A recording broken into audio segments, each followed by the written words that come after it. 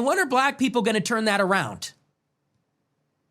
I'm so sick of, and I think all of society is sick of, hearing about all these excuses. And even the conservative blacks will give them, like Jason Whitlock is a perfect example. When I gave a similar monologue about Austin Metcalf and Carmelo Anthony, Jason Whitlock, who's a black conservative at the Blaze, said that this is a demonic sentiment. He said the problem is a lack of Christianity or something or other. The problem is a lack of accountability. And I think a lot of black people hide behind these various things, whether it's the liberals that say it's slavery and racism, or it's the conservatives, and they blame it on welfare, hip hop, or the Great Society. It starts with you. It starts with every individual black person making choices, like we all do. Who's raising these fucking people? Who's raising these people? It's other black people. It's baby mamas and baby daddies. I mean, who's perpetuating this? And who does it benefit to make these excuses and to say it's everybody else? So I see this stuff and look, yeah, we are going to call it out. We, the Americans, we the white people of America, we the peaceful, law-abiding, tax-paying people of America are saying, hey, blacks, get your shit together. All right, so I want to stop this real quick because him bringing up Jason Whitlock, I actually watched Jason Whitlock, and what's funny about the whole thing is that him and Jason Whitlock are actually very much aligned in their thinking. However, they separate slightly. And even in this situation, Jason Whitlock called out the very same things that he's calling out. But he did blame it's the culture of black people. I remember the entire show was, maybe I'll actually put it on here. The entire show was, I think, on disc culture. And he was talking about Kendrick Lamar and Drake, but he was talking about overall black culture and how it impacts black people in a different way because we have not embraced Christianity or the values of Christianity. Now, black culture does impact, it is the culture. Look, two things can be true. Nick Fuentes is saying it's the accountability of the person. Yes, it always comes down to the person. You are responsible for how you react, full stop, period. Done.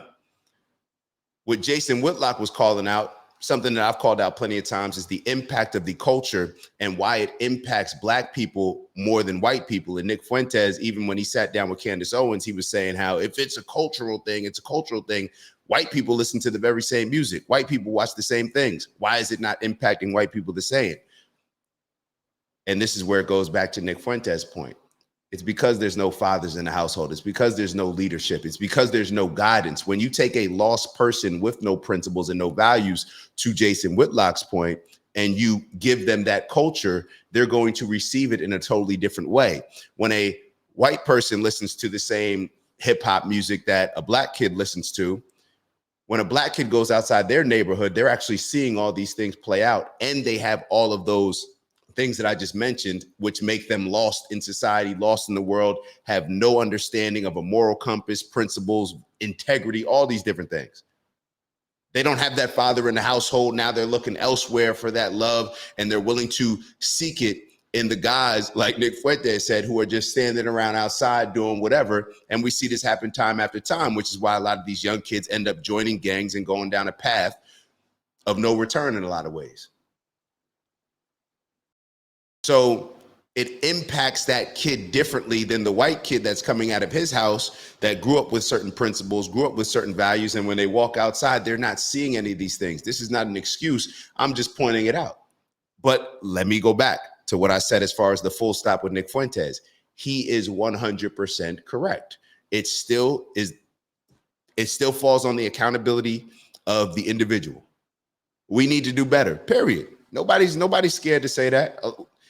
Let me say, I'm not scared to say that. We need to do better. And just from a man standpoint, it's not manly to look at a situation. You got a bad situation. It's not manly to focus on the things that are outside of your control and blaming white supremacy, blaming this, blaming even culture, rather than looking at it from an internal standpoint and saying, what can I do to contribute to the situation? Why would I waste time on the things that are outside of my control when there's plenty of things that I can focus on with just me? I control how I respond to situations, period.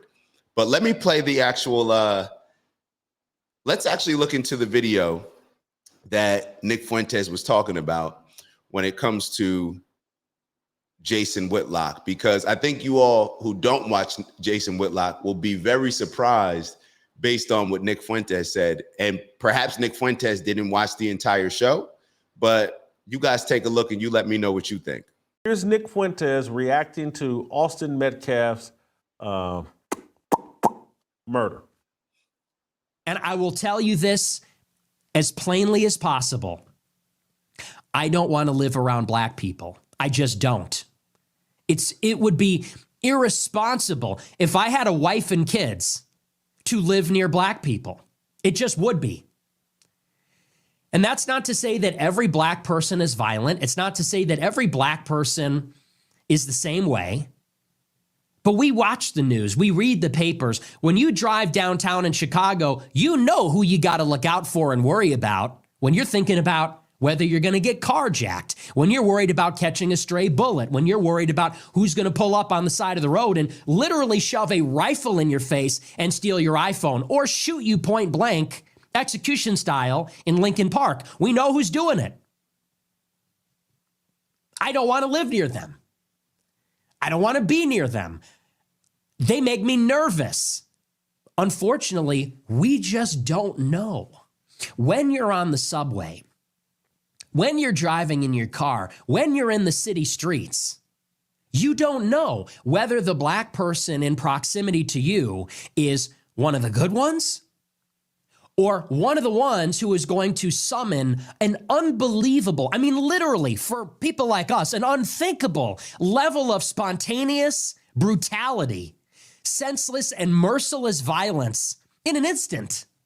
We don't know. There's ambiguity. You're sitting on a subway. You look across. You see someone acting strange or aggressive. Is this someone who is going to pull out a knife and in 2 seconds slit my throat and kill me? Or is this just someone who's having a bad day? We don't know. I'm not willing to risk my life to find out. It's not worth it to me. I'm not willing to put myself in a position to find out.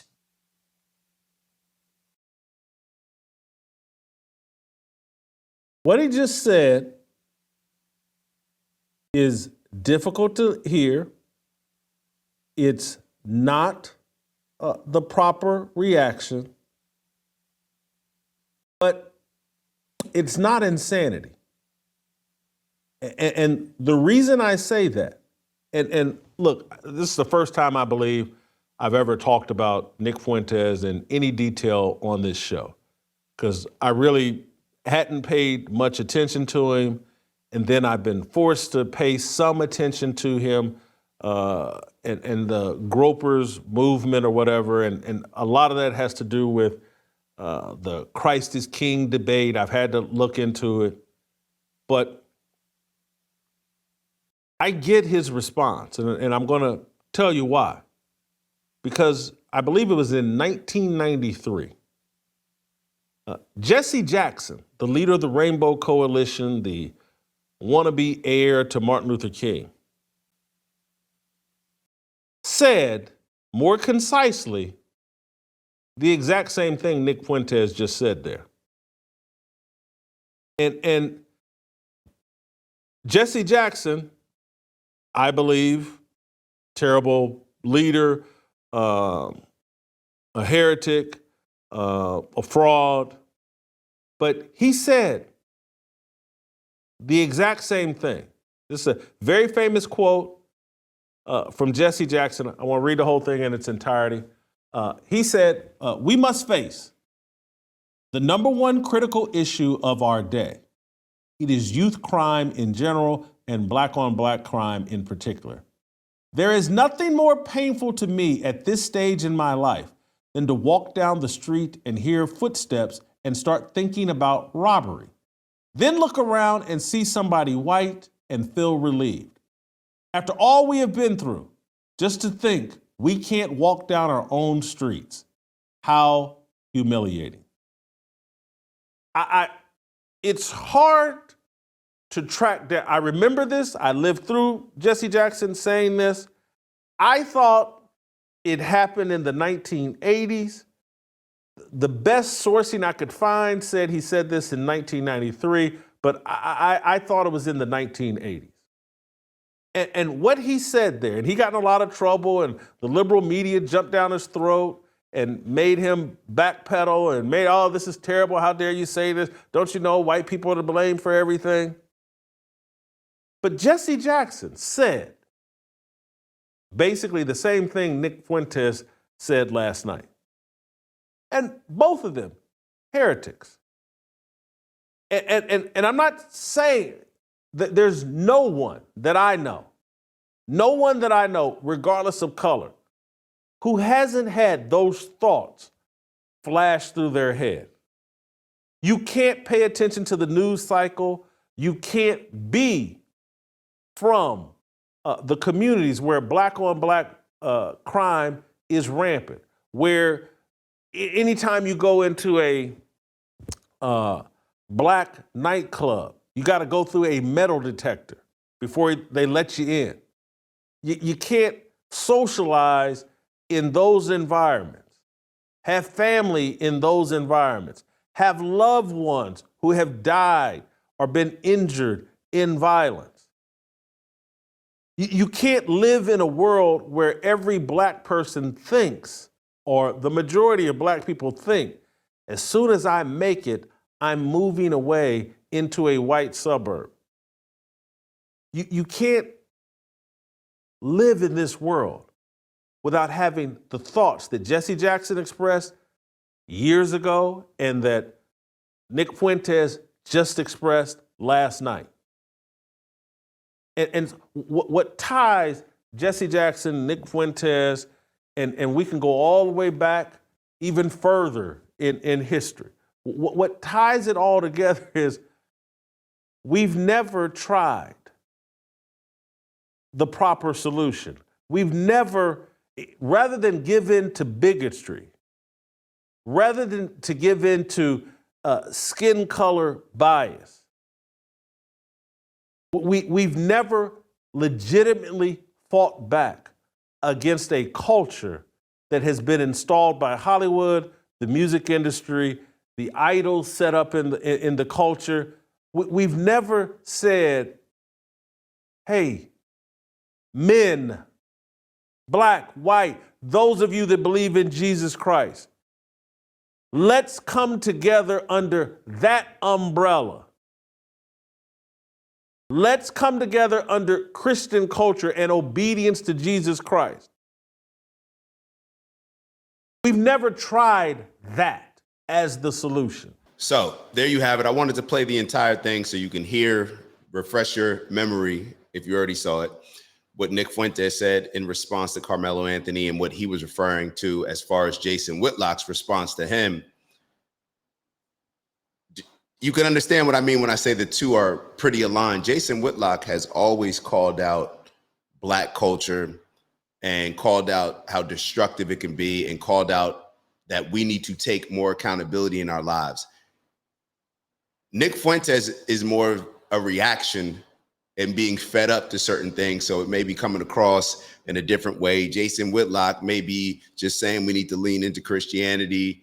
I believe Nick Fuentes is a supporter of Christianity as well, you know, and his values. So it's, you know, it reminds me of with Tucker Carlson and Candace Owens and Nick Fuentes not being on the same page.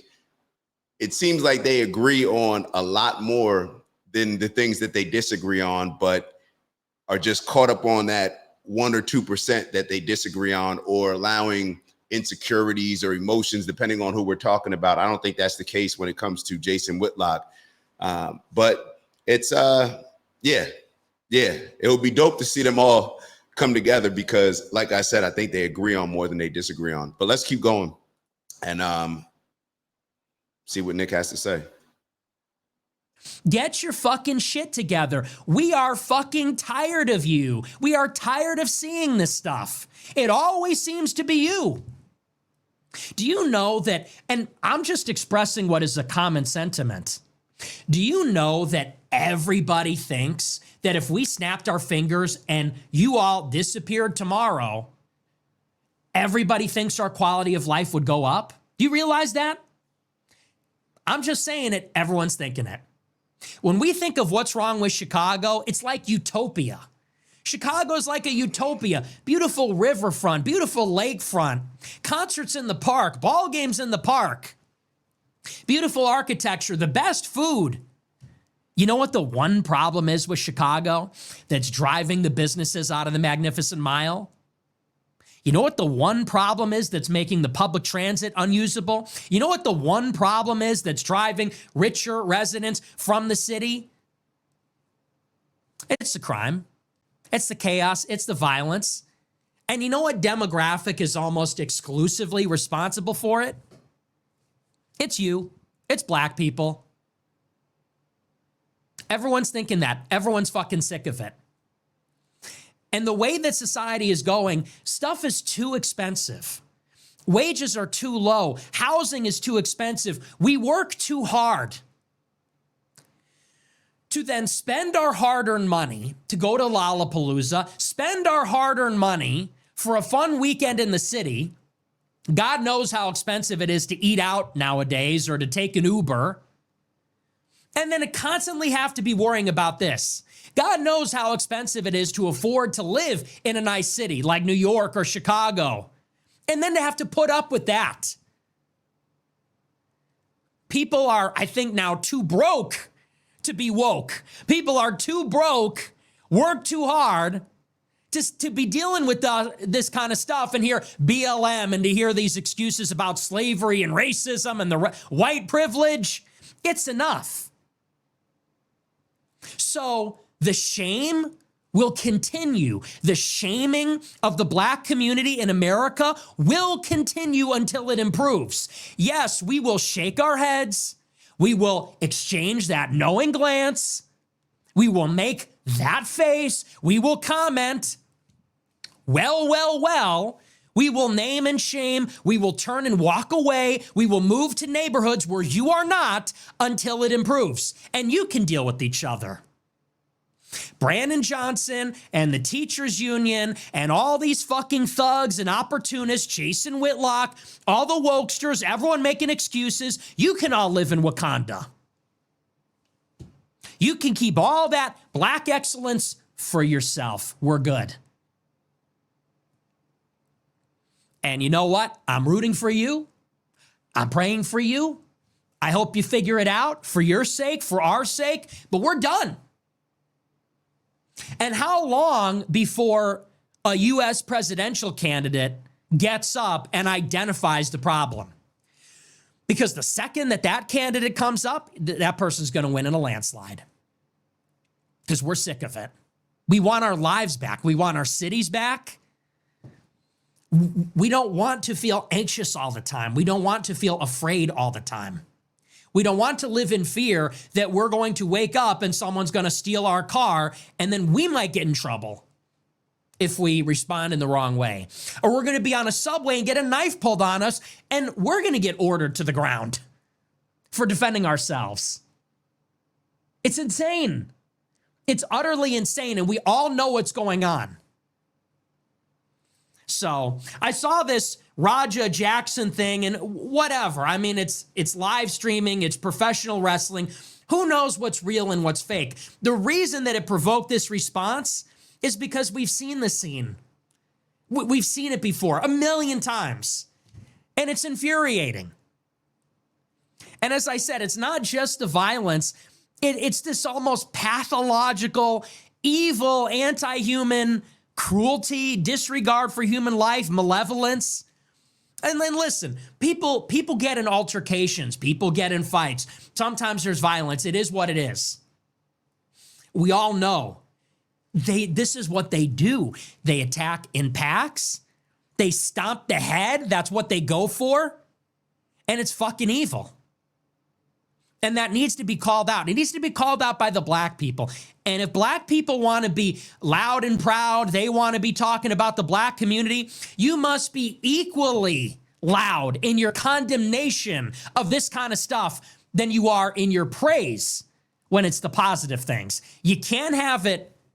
It's not a one-way street when it comes to that sort of thing. So it's just out of hand. And I know I'm not the only one that feels this way. It's sick. And we're sick of seeing it, you know. And by the way, this wrestler was like a veteran. They're saying he's a veteran. He took time out of his work to do charity appearances, and he's beaten in it within an inch of his life.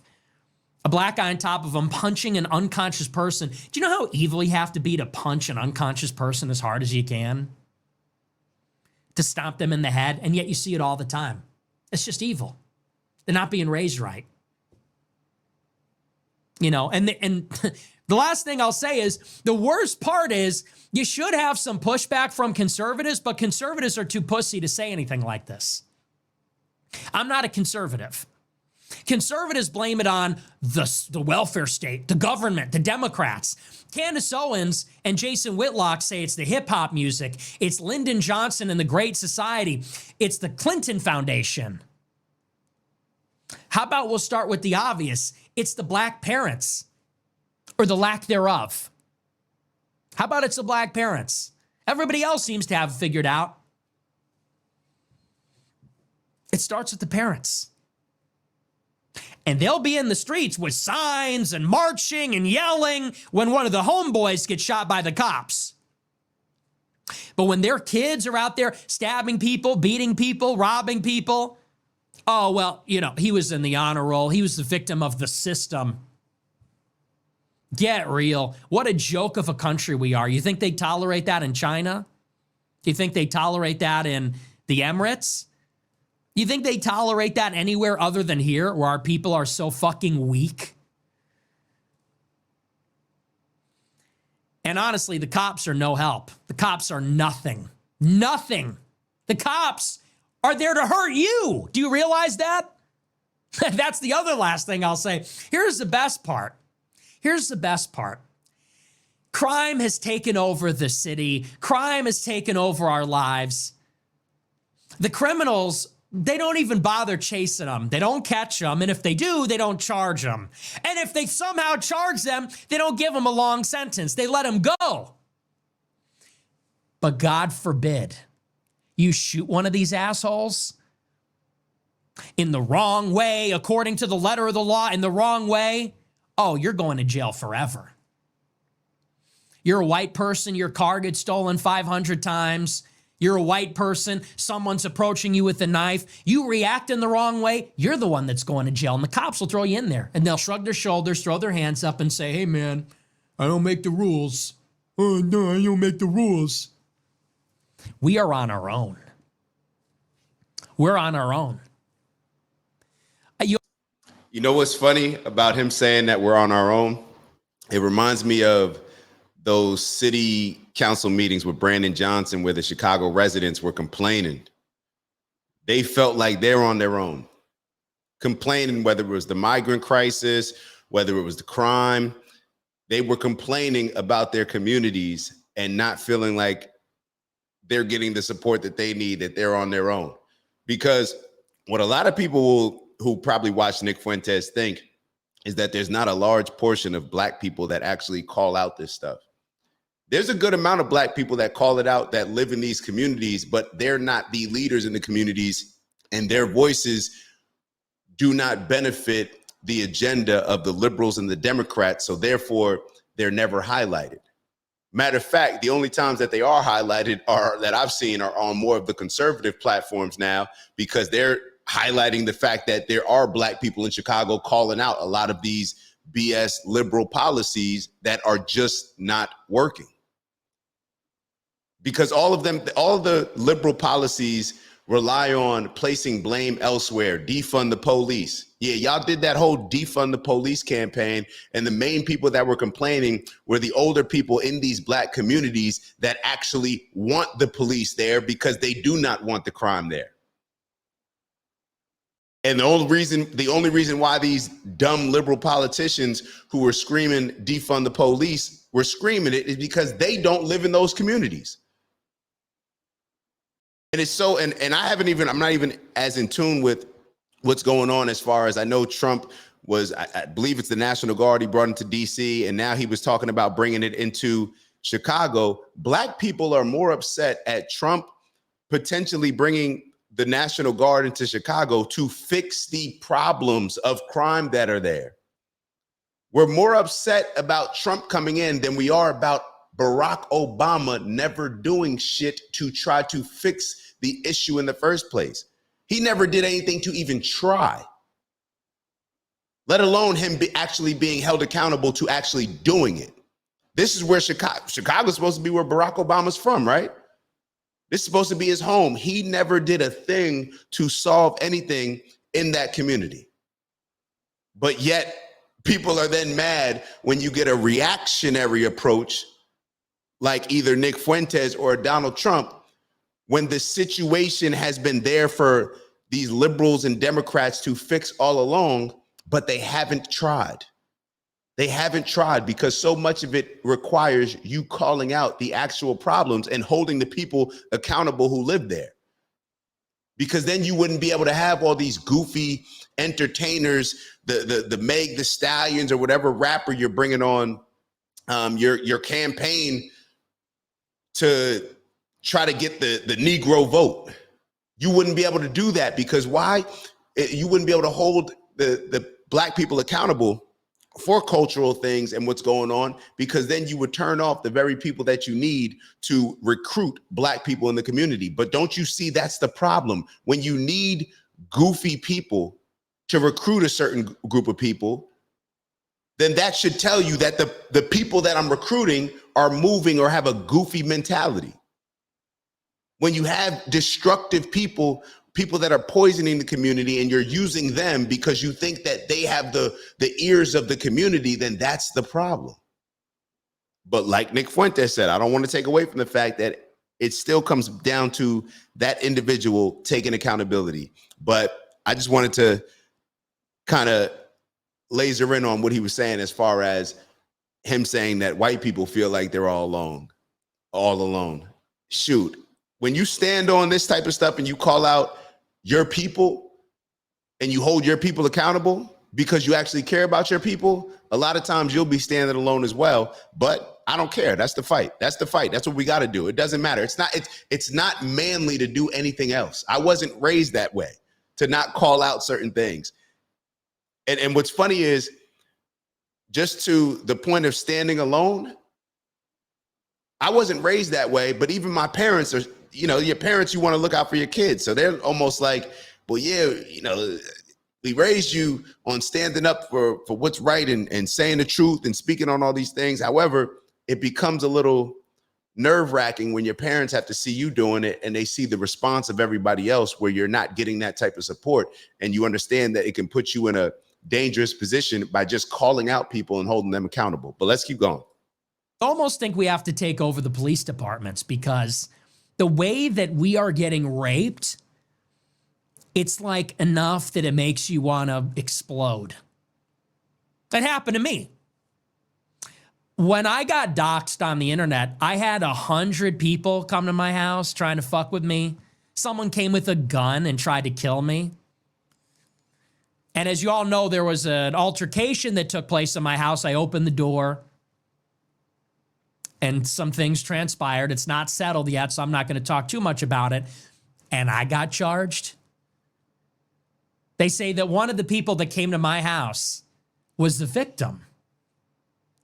This is how it is. Another person came to my house, a different person, kicked on the door, said, I'm going to burn this house down. He was Black. Actually had nothing to do with politics. He was here for some other reason. Package got delivered to my house by mistake that belonged to him. I called the cops. Do you know they told me they couldn't even trespass him? They said he has to come back 3 more times before they could trespass him. And they said that time didn't even count because they didn't catch him in the act. I said, can you trespass this guy so that you can arrest him if he comes back? They said, well, according to the law, we got to give him 2 warnings. And on the 3rd time, we could trespass him. And they said, and this doesn't count because we didn't see him here. Come back a 2nd time. cops called, catch him. Third time, cops called, catch him. Fourth time, cops called, catch him. Then you can trespass. This is how we have to live. These are cops. These are cops, many of them white, many of them Hispanic, working class. They work for the government. Okay? They work for the Kim Foxes, the Brandon Johnsons. They're agents of these people. They are not your friends. Do not trust the police. Do not talk to the police. Do not trust the police. They are not your friend. They are enforcing this bullshit. The country's fucked up, man. It's over. Anyway, that's a little rage because I had to deal with it in my own way. And it will happen to you too. Mark my words, in the next couple of years, it will happen to you. It will happen to a friend of yours. It will happen to a cousin, a neighbor. It will happen to you too. And you'll see. We can't live like this anymore. Something has to change. And you know, this whole we have to vote against them. So the criminal population of 1 million blacks in Chicago and Hispanics that don't speak fucking English, they get to vote. We got to outvote the faggots in Boys Town, the criminal population in the West and South Side, the Latin Kings. To arrest them? It's insane. What can you do? Anyway, but that's that. We are going to move on. We got to move past this, but you see this kind of stuff, and I think people are just at their limit. They're just at their limit. And we're going to need to get to the point where it's like presidential pardons need to start coming down for Tombstone. Remember that movie Tombstone? When is the Tombstone going to happen, huh? When they say, I'm coming and hell's coming with me. Because, and this is not me advocating for violence. I don't think anyone should go and commit acts of violence. But man, sometimes you just think, it's like, man, we need like a killdozer type event. I'm not saying anyone should do that. I disavow that. But you do the government needs to get a handle on it fast. Because I know that if I'm thinking that, other people are thinking that. People are being pushed to their limit. And people are looking at a government that has no efficacy. And they're saying that politics has effectively been exhausted. It's a dead end. So what is the government going to do? And this is very similar to the conversation that we were talking about the other day as far as with victimhood. And we talked about how I was relating the black victimhood, how blacks have been convinced to accept this level of victimhood the same way, and just being honest, Israel has, and Jewish people in a lot of ways. This level of victimhood, it becomes so much where you allow a certain group of people to embrace the victimhood so much to where they believe that they are entitled to react to a situation in any way. In any way. We see this across the board where, y'all know what I'm saying. Y'all know what I'm saying. We see it in the black community where a lot of us feel like we're entitled to behave in any type of way. We can't be racist. We're just responding. We see a situation, maybe some of the situations that he described, and we cheer for it because we feel that, well, we're getting our get back. And then we see it when it comes to Israel, where Israel feels that they can go to whatever extent to defend themselves against Hamas, even if that means destroying and killing thousands, 100,000, who knows? We saw it in Iraq. Where we start justifying, people start to embrace victimhood so much that they believe that they're entitled to behave in whatever way. And what it does is it's the kid in the classroom that's allowed to get away with everything. It creates resentment amongst the other kids in the classroom. And that's what we're seeing in a lot of ways. Just my opinion, though. Besides shut down anti-Semitic protests. You got Palantir, you got all this stuff. We're using facial recognition in Gaza. When can we use it to arrest the carjackers? When can we use it to arrest the murderers? When can we use it to make our subways safe to use? They did it in DC. They cleaned it up in a few days. It's not a matter of if we can do it, we can. It's just, is there a political will? And when are the decent law-abiding people going to stop fucking running and stand up and say that? It's just cowardice. Everybody's just going along to get along. And so it's got to change. But anyway, in some ways, you're better off going along, getting along for your own sake. But something's got to change here. Again, want to be clear, I'm not in any way dog whistling, insinuating. We don't want anyone to undertake violent solutions. We have the police for a reason. The government needs to use the police to stop this stuff. So that's that. But I do want to move on.